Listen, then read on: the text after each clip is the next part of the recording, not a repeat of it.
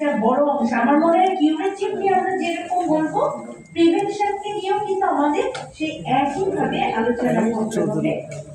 আমাদেরকে মানে প্রিভেনশনের দিকটাকে লক্ষ্য রাখতে হবে, আর সেখানে পুষ্টিকে কোনোভাবেই আর কি আলাদা করা যাবে না। এই যে আর ফিরোজ ভাই একটা কথা বললেন যে শ্রমিকরা বিভিন্ন, এটা দিয়ে বিশেষ শ্রমিকদের জন্য তারা দেখেছেন যে শ্রমিকরা বিকালের পর যখন কাজ ছেড়ে যাচ্ছে তখন কিন্তু তারা কোথাও যে সার্ভিস পাচ্ছে না, হেলথ সার্ভিস।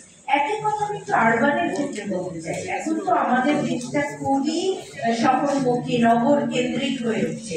এই যে নগরে কোনো প্রাইমারি হেলথ কেয়ার সার্ভিস কি আছে, কোনো হেলথ কেয়ার ব্যবস্থা আছে, প্রাইমারি হেলথ কেয়ার ব্যবস্থা, সেখানে আপনি পুষ্টি বলেন, সেখানে আপনি ভিটামিন এ বলেন, বা সাধারণ স্বাস্থ্য ব্যবস্থা, সেটা কোথায়?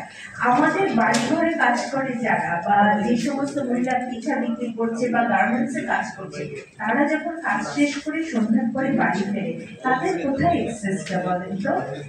এগুলো হচ্ছে চিন্তার ব্যাপার। এটুকুই বলবো। ধন্যবাদ।